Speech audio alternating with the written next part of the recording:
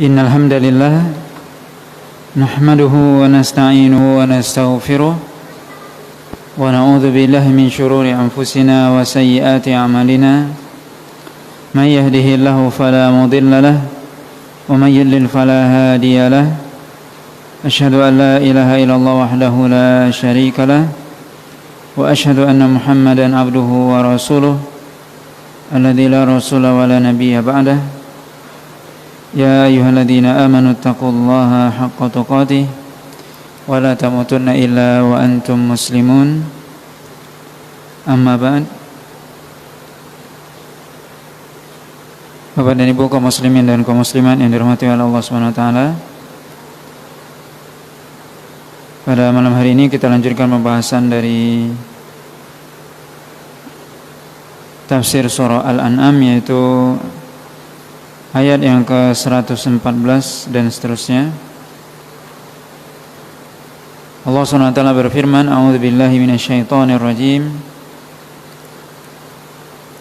Afaghayrallahi abtaghi hakama wa huwa alladhi anzala ilaykumul kitaba mufassala walladzina atainahumul kitaba ya'lamuna annahu munazzalun min rabbika bil haqq fala takunanna minal mumtarin. Allah SWT mengatakan, katakanlah wahai Muhammad kepada orang-orang musyrik tersebut, yaitu orang-orang musyrik Mekah ketika itu, apakah aku akan mencari selain Allah sebagai hakim yang akan memutuskan perkara di antara aku dengan kalian, sedangkan Allah SWT dialah yang telah menurunkan kepada kalian kitab ini, yaitu Al-Quran mufassala, yang telah menjelaskan segala sesuatu. Mufassala mubayyina, menjelaskan segala sesuatu. Walladzina atainahumul kitaba ya'lamuna annahu munazzalun min rabbika bil haqq. Dan orang-orang yang kami berikan kepada mereka kitab sebelumnya, yaitu orang Yahudi dan Nasrani, mereka tahu bahwasanya sungguhnya Al-Quran ini benar-benar diturunkan oleh Allah SWT dari Rabb engkau dengan benar. Fala takunanna minal mumtarin, maka janganlah menjadi orang yang ragu. Maka dalam ayat ini Allah SWT menyampaikan kepada Rasulullah SAW agar beliau menyampaikan kepada orang-orang musyrik Mekah ketika itu, dengan mengatakan, apakah aku akan mencari hakim selain Allah, yaitu hakim yang memutuskan perkara mana yang hak, mana yang batil, mana yang benar, mana yang salah. Apakah aku akan mencari pemutus perkara tersebut selain Allah?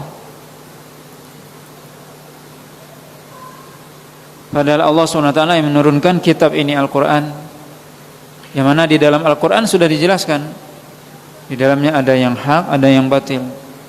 Di dalam Al-Quran dijelaskan mana yang halal, mana yang haram. Maka Allah SWT yang memiliki hak untuk menghalalkan dan yang mengharamkan, untuk mengatakan bahwasanya ini hak, ini batil. Itu adalah hak Allah SWT. Allah yang memutuskan perkara itu.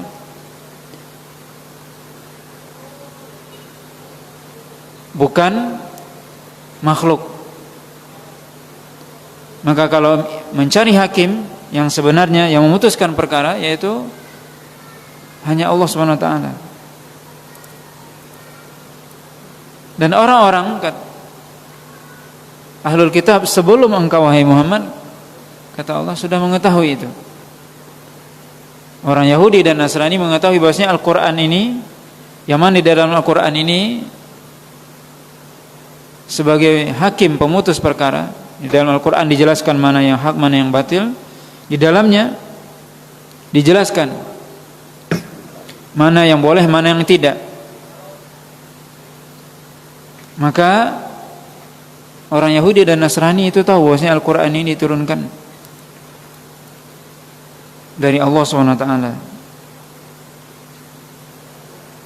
Sebenarnya itu disebutkan dalam kitab-kitab mereka bahwasanya Allah SWT akan mengutus Nabi akhir zaman dengan kitab yang sempurna. Itu Allah sebutkan dalam kitab Taurat dan Injil.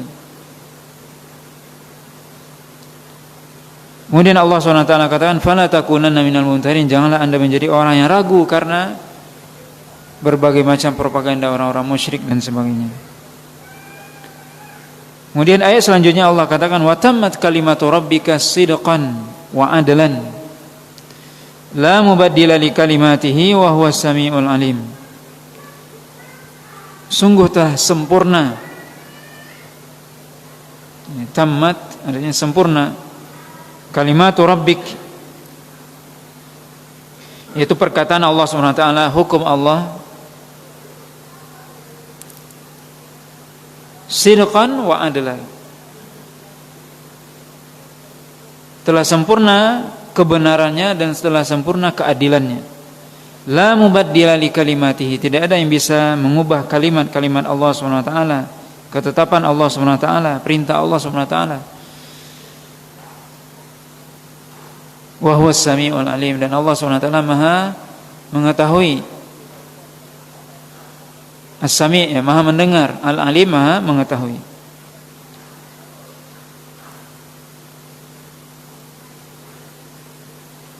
Para ahli tafsir menyebutkan, wa tammat kalimatu rabbika sidqan wa adala.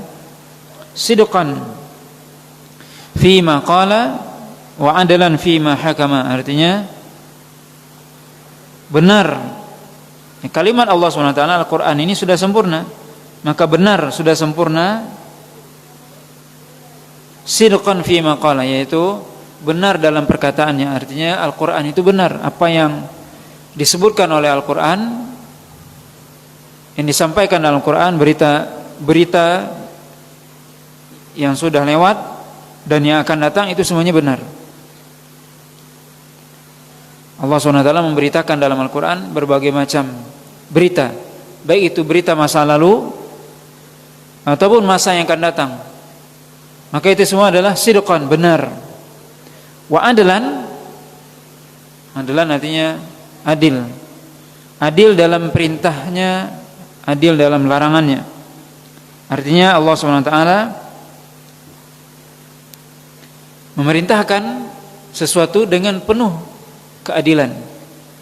Tidak ada yang diperintahkan oleh Allah kecuali itu benar dan di dalamnya ada keadilan. Dan tidaklah Allah SWT melarang dari sesuatu kecuali di dalamnya ada mudarat. Maka hukum Allah, ya, hukum itu berupa perintah dan larangan. Itu adalah hukum yang adil. Dan berita yang dibawa oleh Allah dalam Al-Quran semuanya benar. Sebenarnya Allah katakan dalam surah Al-A'raf ayat 157, ya'muruhum bil ma'ruf wa yanhahum 'anil munkar wa yuhillu lahumut thayyibat wa yuharrimu 'alaihimul khaba'ith. Bagaimana Rasul tersebut menyuruh mereka untuk melakukan yang ma'ruf dan melarang mereka dari yang munkar. Allah SWT menyuruh Rasul untuk menyuruh manusia untuk melakukan yang ma'ruf. Segala yang diperintahkan oleh Allah SWT pasti di dalamnya ada kebaikan. Dan seluruh yang dilarang oleh Allah SWT pasti di dalamnya ada mudarat. Pasti di dalamnya ada mafsadat. Wa yuhillu lahumut thayyibat, dan dihalalkan bagi mereka at-thayyibat, yang baik-baik.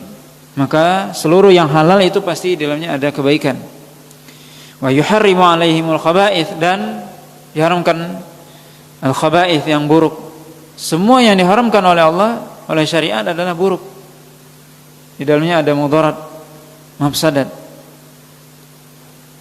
Maka ini hukum Allah SWT. Segala sesuatu yang diperintahkan dalam Al-Quran pasti di dalamnya ada kebaikan. Pasti di dalamnya ada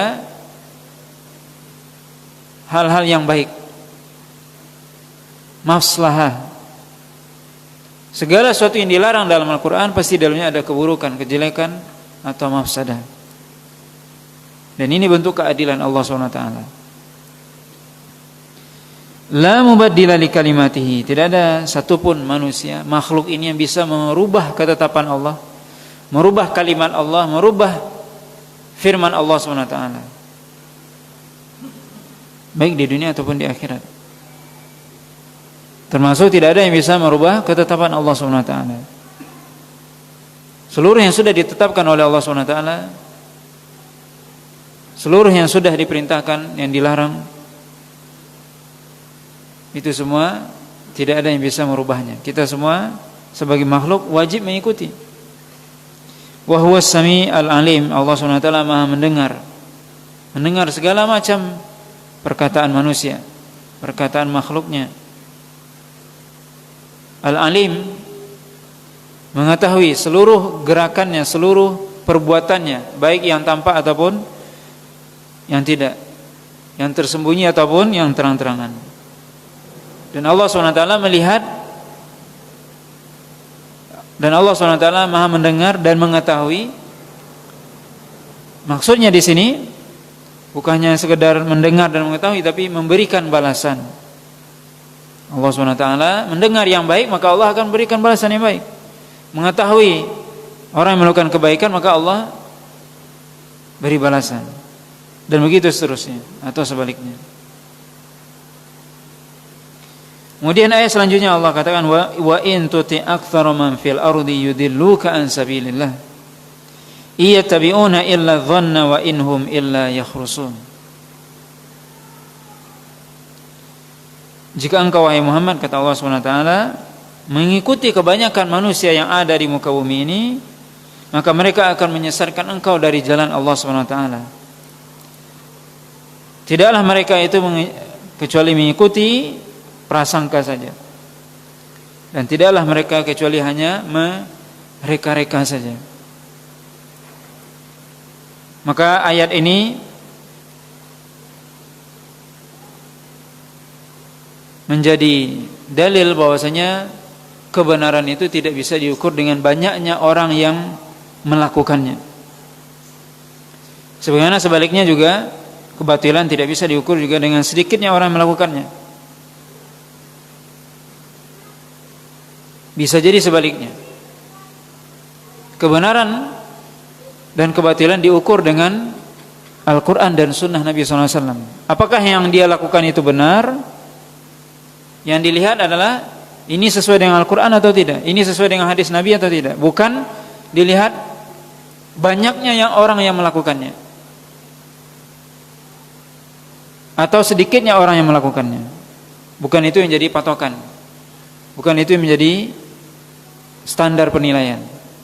Bahkan Allah di sini dalam ayat ini menjelaskan, jika engkau mengikuti kebanyakan manusia di muka bumi ini, Anda akan tersesat. Maka mereka akan menyesatkan Anda. Makanya dikatakan oleh para ulama,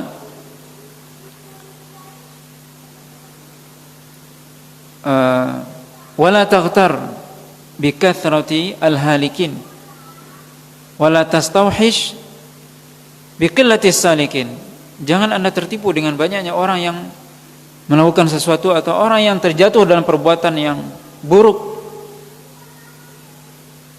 dan jangan merasa asing karena sedikitnya orang yang melakukannya. Ini terutama di akhir zaman. Orang yang melakukan kebaikan sedikit, maka la tastawhish, jangan merasa asing, merasa takut. Karena sedikitnya orang yang melakukan kebaikan, kita jadi merasa terasing. Dan jangan tertipu dengan banyaknya orang yang melakukan keburukan. Kenapa diikuti? Karena kebanyakan orang udah seperti ini, sudah ikut. Bukan itu. Seorang mukmin, seorang muslim punya prinsip dalam hidupnya. Apa yang dia lakukan bukan dilihat kepada apa yang dilakukan oleh kebanyakan manusia, tapi yang dia lakukan adalah yang sesuai dengan Al-Quran dan sunnah Nabi sallallahu alaihi wasallam. Kenapa ini dilakukan? Karena ini sesuai dengan Al-Quran dan Sunnah. Walaupun yang melakukannya sedikit. Kenapa ini ditinggalkan? Karena ini dilarang oleh Allah dan Rasulnya. Walaupun banyak orang yang melakukannya. Maka banyaknya orang yang melakukan itu bukan berarti standar sebuah kebenaran. Justru sebaliknya, bisa jadi kebanyakan itu adalah kebanyakan manusia justru melakukan hal yang dilarang oleh Allah Subhanahu wa taala. Kebanyakan manusia justru menyesatkan. Iyattabi'una illa dhanna. Kebanyakan manusia itu hanya mengikuti prasangka, praduga, sesuatu yang tidak diyakini, masih diragukan. Kenapa mengikuti itu? Dia tidak yakin itu benar atau tidak. Karena dasar dia mengikuti atau melakukan tersebut hanya karena mengikuti orang yang banyak, bukan dengan penuh keyakinan bahwasanya ini benar. Makanya orang-orang muslim, orang mukmin, dia melakukan kebenaran itu dengan penuh keyakinan. Dan dia tidak peduli siapapun, berapapun orang yang mengikuti dia atau orang yang sama sependapat dengan dia. Tapi orang yang tidak punya ilmu, orang yang tidak beriman, dia akan mengikuti kebanyakan orang walaupun dia ragu itu benar atau tidak ini yang dilakukan orang ini. Dia ragu dia benar atau tidak. Tapi karena orang yang melakukannya banyak, dia ikuti. Makanya Allah kata iyattabi'una illa dhanna. Kebanyakan mereka hanya mengikuti prasangka. Tidak yakin dia mengamalkan itu, tidak ada keyakinan di dalam hatinya. Kalau kita tanya hati kecilnya, benar tidak yang kamu lakukan itu kira-kira? Tidak tahu juga saya, ragu saya. Kenapa dilakukan? Kebanyakan orang melakukan itu. Maka seorang mukmin, seorang muslim bukan begitu. Beramal kita harus didasari dengan ilmu dan keyakinan. Kenapa kamu melakukan ini? Ini ilmunya. Yakin saya, lakukan. Walaupun yang melakukan itu orangnya sedikit. Karena kebenaran sekali lagi tidak diukur dengan banyaknya orang yang melakukan atau sedikitnya. Inhum illa takhrusun. Yakhrusun. Inhum illa yakhrusun. Ya, mereka hanya menduga-duga. Mereka tidak lain hanya menduga-duga, mereka-reka ini benar enggak ya, dan sebagainya. Jadi kebanyakan orang-orang yang melakukan maksiat, melakukan kekufuran, kesyirikan, mereka menduga-duga saja. Kalau kita tanya benar enggak itu yang kamu lakukan, mereka juga ragu. Itu jawaban mereka. Anda bisa lihat, Anda bisa tanyakan itu kepada orang-orang yang dia melakukan hal-hal yang dilarang oleh syariat. Tanya, kamu yakin enggak yang kamu lakukan itu benar? Kebanyakan mereka akan mengatakan apa? Saya enggak tahu juga itu, saya cuma ngikut saja. Nah, itulah kebanyakan manusia, hanya mengikut. Kenapa kamu lakukan ini? Ya, begitulah orang tua kami dahulu, kami hanya mengikuti saja. Tidak dengan jawaban keyakinan, ini benar atau tidak? Tidak bisa dia menjawab. Maka ini Bapak dan Ibu yang dirahmati Allah Subhanahu wa taala, seorang muslim, seorang mukmin, bagaimana kita dalam beramal itu bukan mengikuti rekaan, dugaan atau kebanyakan orang. Tapi kita dalam beramal mengikuti ilmu dan keyakinan. Seseorang ketika dia beramal berdasarkan ilmu, maka dia akan yakin itu. Yakin ini benar, dia lakukan, mantap dia melakukannya.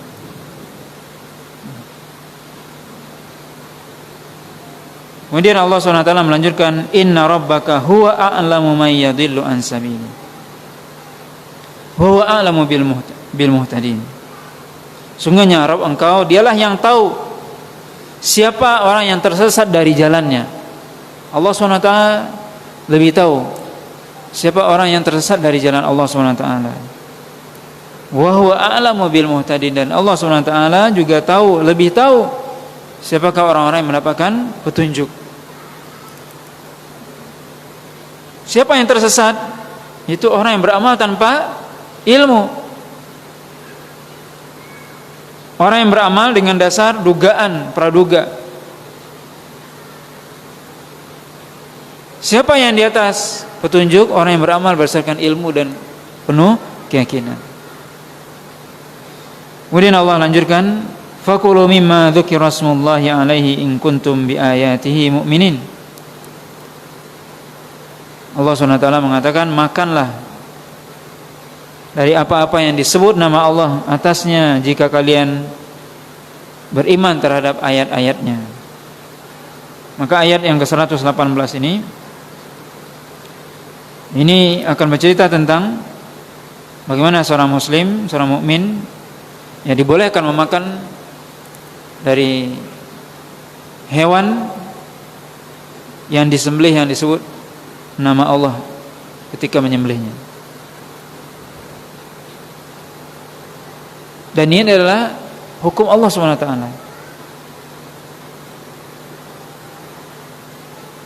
Di mana Allah katakan, sekali lagi, halal dan haram adalah hak prerogatif Allah SWT. Dan tidak pantas seorang manusia menghalalkan apa yang diharamkan oleh Allah atau sebaliknya. Apa yang dihalalkan oleh Allah itu kita halalkan dan kita nikmati. Apa yang diharamkan oleh Allah kita haramkan. Maka jangan sekali-kali kita mengharamkan apa yang dihalalkan atau sebaliknya. Yang baik-baik yang Allah halalkan maka kita nikmati. Yang buruk yang diharamkan oleh Allah kita jauhkan. Maka termasuk di sini hewan yang disembelih karena yang disebut nama Allah ketika menyembelihnya adalah termasuk yang baik. Dan ayat ini juga menjadi dalil bahwasanya kita hendaknya ketika menyembelih menyebut nama Allah SWT. Fakulu mimma dzukira smullahi alaihi. Ya, makanlah dari sesuatu yang disebut nama Allah atasnya jika kalian beriman. Kemudian ayat selanjutnya Allah katakan, wa ma lakum alla ta'kulu mimma dzukira smullahi alaihi wa qad fassala lakum ma harrama alaikum illa ma turirtum ilaihi wa inna katsiran la yudilluna bi ahwaihim bighairi ilm inna rabbaka huwa a'lamu bil mu'tadin. Allah SWT mengatakan, kenapa kalian, kata Allah SWT, tidak memakan apa yang disebut nama Allah atasnya ketika disembelih, padahal itu sudah dihalalkan. Kenapa kalian tidak makan, kata Allah. Wa qad fassala lakum ma harrama alaikum. Padahal sudah dijelaskan kepada kalian apa yang diharamkan kepada kalian. Yang mana sesuatu yang diharamkan itu tidak boleh dikonsumsi, harus dijauhi illa ma turirtum ilaihi, kecuali dalam keadaan Anda dalam keadaan terpaksa, darurat. Wa inna katsiran la yudilluna bi ahwahim bighairi. Dan kebanyakan manusia atau dari mereka itu tersesat karena mengikuti hawa nafsu mereka tanpa ilmu. Inna rabbaka huwa a'lamu bil mu'tadin. Sungguhnya Rabb engkau dialah yang lebih mengetahui siapakah di antara manusia ini yang melampaui batas.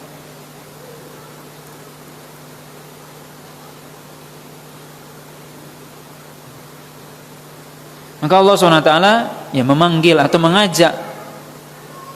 Tadi Allah perintahkan, ya, makanlah dari sesuatu yang disembelih dengan menyebut nama Allah, makan.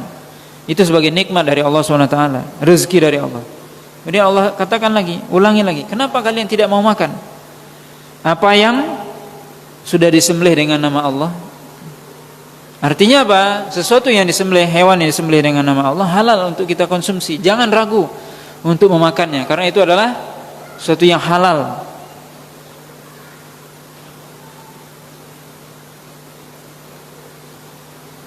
Sedangkan yang haram sudah dijelaskan. Apa yang haram? Sesuatu yang sudah dijelaskan sebelumnya, yaitu sesuatu yang disembelih tanpa disebut nama Allah, atau menyebut nama selain Allah, atau menyembelih suatu hewan, seekor hewan untuk selain Allah. Ini diantara 3 macam yang tidak boleh untuk dikonsumsi, yaitu hewan yang disembelih tidak menyebut nama Allah, walaupun nanti akan kita jelaskan ini ada khilaf nanti dalam ayat selanjutnya.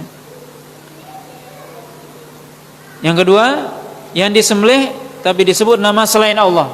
Ini sepakat para ulama, enggak boleh untuk disembelih, dimakan, dikonsumsi. Atau dia menyembelih untuk selain Allah,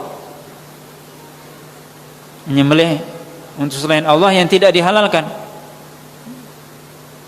Disembelih untuk berhala dan sebagainya. Maka ini diharamkan. Kata Allah Subhanahu wa taala, makanlah sesuatu yang sudah disembelih atas nama Allah. Adapun yang haram sudah dijelaskan. Dan yang haram itu boleh dikonsumsi ketika dalam keadaan ittirar. Ittirar artinya dalam keadaan terpaksa. Apa maksud terpaksa di sini? Ini perlu juga kita jelasin. Terpaksa atau darurat. Ini pengertian darurat ini perlu kita jelaskan dan kita pahami dengan baik sehingga tidak salah dalam prakteknya. Kata para ulama, keadaan darurat itu adalah keadaan yang genting, yang kalau seorang tidak melakukan hal yang diharamkan itu dia akan celaka atau mati. Keadaan yang genting, yang kalau seorang tidak melakukan yang diharamkan, yang dibolehkan itu, yang dibolehkan ketika darurat, dia akan celaka atau mati. Misalnya seorang pergi ke hutan sana 3 hari tidak makan, sudah habis perbekalan, kalau dia tidak makan sekarang juga mati dia. Itu darurat. Maka boleh dia apa yang dapat dalam hutan itu dia makan, walaupun itu haram. Dapat dia bangkai, makan bangkai itu. Dapat dia hewan yang diharamkan, yaitu hewan buas, tidak ada yang lain, ya sudah dia konsumsi itu. Itu pengertiannya. Keadaan yang sangat genting, yang sulit, yang kalau seorang tidak melakukan yang haram dia akan celaka. Ini yang perlu dipahami dengan baik. Di zaman sekarang makna darurat ini menjadi rancu atau dilebarkan atau diluaskan. Sedikit-sedikit seorang mengatakan, "Oh, ini saya darurat ini." Kemudian dia melakukan yang diharamkan. Misalnya, ini dalam keadaan darurat ini, saya minjam saja ke bank, makan riba, tidak apa-apa. Apakah Anda memang mati kalau tidak dapat pinjaman dari bank itu? Nah, itu ya darurat.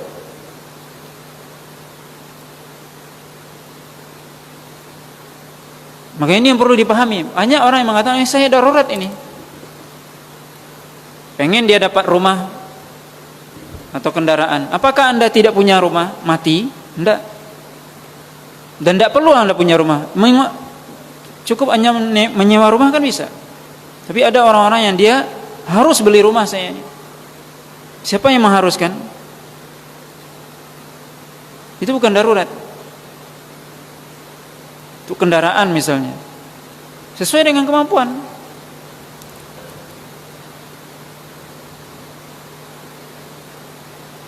Kalau Anda tidak punya kendaraan, mati Anda, iya darurat itu.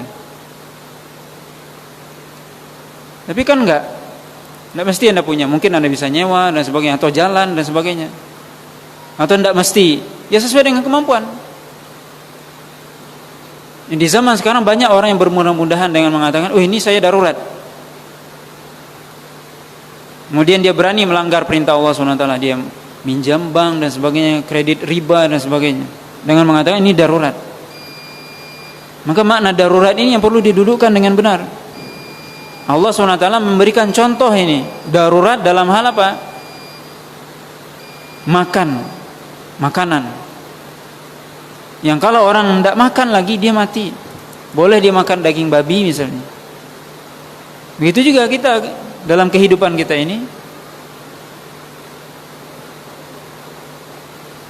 Maka seorang jangan bermudah-mudahan dalam hal yang seperti ini. Hati-hati. Tapi kebanyakan kita di zaman kita sekarang banyak yang menggoda. Kenapa? Karena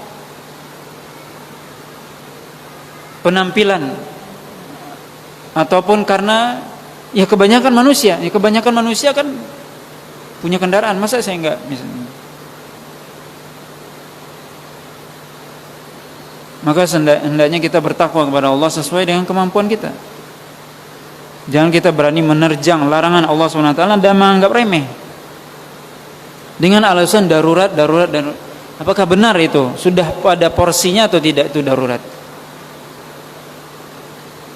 Maka ini ya satu hal yang perlu kita pahami dengan baik, sehingga kita tidak mengubah syariat ini dan bermudah-mudahan dalam hal yang di situ kita tidak punya ilmu dalamnya, yang kita mengatakan darurat dan sebagainya, untuk mengikuti gaya hidup. Yang kita lihat sekarang ini adalah gaya hidup. Maka hidup itu sesuai dengan kemampuan mestinya, bukan mengikuti gaya atau tren. Kalau kita mengikuti gaya dan tren, kita akan melanggar banyak syariat. Karena tentunya gaya dan tren itu berubah, kemudian akan kadang di luar batas kemampuan kita. Maka ini perlu kita kembali ke nafsunya sendiri. Karena hawa nafsu itu kan inginnya santai, rileks dan sebagainya. Kebanyakan manusia tersesat karena apa? Mengikuti hawa nafsu. Kenapa banyak tersesat dari jalan Allah SWT, jatuh kepada larangan Allah, jatuh pada maksiat? Karena mengikuti hawa nafsu, keinginan yang tidak ada batasnya. Itu hawa nafsu. Hawa nafsu kita yang menyuruh kepada keburukan, baik dalam hal harta, dunia, dan sebagainya. Kalau kita mengikuti hawa nafsu, akan bisa menjadi orang yang tersesat.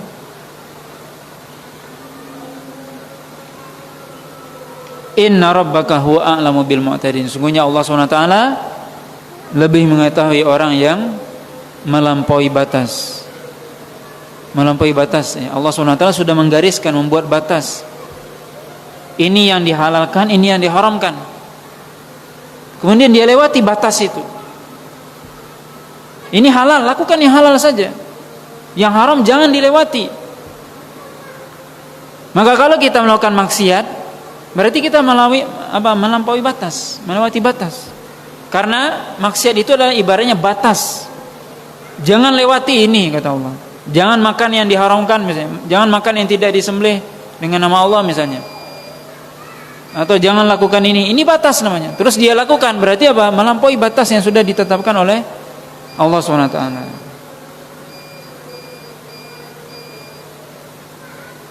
Kemudian satu ayat lagi Allah SWT katakan, وَذَرُوا ظَاهِرَ الْإِثْمِ وَبَاطِنَهُ إِنَّ الَّذِينَ يَكْسِبُونَ الْإِثْمَ سَيُجْزَوْنَ بِمَا كَانُوا يَقْتَرِفُونَ. Sungguhnya Allah SWT mengatakan, وَذَرُوا, tinggalkanlah oleh kalian, kata Allah SWT, zahirul itsmi wa batinah, perbuatan dosa dan maksiat yang zahir, yang tampak, wa batinah, dan yang tersembunyi.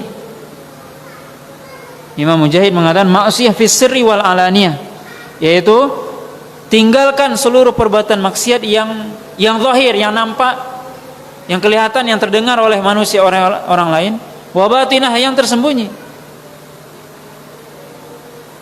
Kenapa? Innal ladzina yaksibunal itsma sayujzauna bima kanu yaqtarifun. Sungguhnya orang-orang yang melakukan perbuatan dosa, maksiat, baik itu dosa maksiat yang kelihatan terang-terangan ataupun yang tersembunyi, maka akan diberikan balasan sesuai dengan apa yang mereka lakukan. Maka diharamkan kita melakukan segala macam maksiat, baik maksiat itu nampak oleh orang atau tidak, terdengar oleh orang atau tidak, maka kita dilarang melakukannya. Dan Allah SWT akan berikan balasan, karena Allah SWT mengetahui. Mungkin manusia enggak tahu, mungkin manusia enggak dengar, tapi Allah dengar, Allah mengetahui, Allah lihat. Makanya Allah katakan sayujzauna bima kanu yaqtarifun. Allah SWT akan berikan balasan terhadap apa yang mereka lakukan. Nah, wallahu ta'ala mungkin ya, cukup ya pembahasan kita pada hari ini ya, sampai ayat yang ke 130. Nah, wallahu ta'ala 120.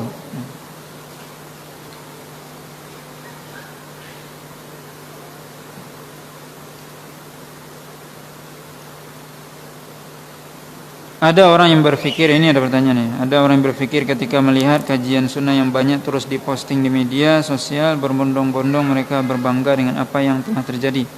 Bagaimana? Bolehkah kita berbangga dan bolehkah kita berpikir bahwa itu belum tentu benar karena banyaknya orang yang mengikuti? Nah, ini perlu kita ketahui bahwasanya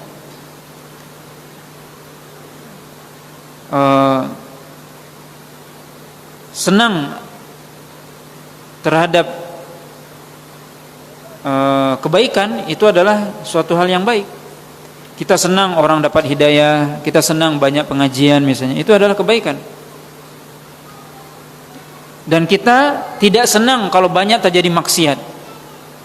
Justru orang mukmin itu dia senang, oh banyak pengajian misalnya, banyak orang yang mengikuti misalnya. Kemudian banyak orang yang mulai hijrah dan taat kepada Allah SWT. Tentunya itu sebuah hal yang baik. Kita senang melihatnya. Kata Allah SWT, "Qul fabidzalika falyafrahu huwa khairum mimma yajma'un." Qul bifadlillahi wa birahmatihi fabidzalika falyafrahu huwa khairum mimma yajma'un, kata Allah.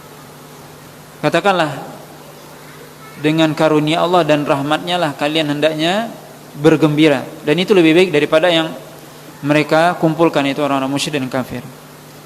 Seorang mukmin, seorang muslim, dia tentunya senang kalau melihat kebaikan itu menyebar, karena memang dia ingin menyebarkan kebaikan. Sebaliknya dia tidak suka kalau keburukan banyak.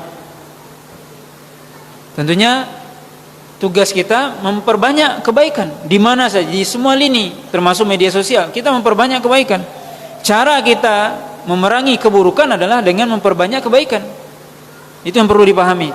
Bagaimana kita bisa menghentikan kemaksiatan? Mungkin sulit kita menghentikan maksiat karena kita bukan pemerintah yang punya wewenang. Tapi bagaimana kita memerangi maksiat dengan memperbanyak kebaikan? Kalau mereka membuat keburukan 10 kali, kita membuatnya 100 kali. Kalau mereka memposting keburukan 1000 kali, kita 1.000.000 kali, begitu. Maka memperbanyak kebaikan tentunya, dan senang terhadap tersebarnya kebaikan, itu adalah sifat orang mukmin. Tapi bukan berarti ya kalau bangga, sekedar bangga ya senang ya, dalam artian senang tentunya itu bagus. Tapi kalau sampai itu menganggap dia yang lebih dan sebagainya, tentunya tidak. Jadi kalau sekedar ya senang itu bagus sebenarnya. Kita senang ya, masya Allah banyak orang yang ikut pengajian, banyak orang yang sudah mengenal sunnah, banyak orang yang sudah hijrah, itu bagus, senang kita.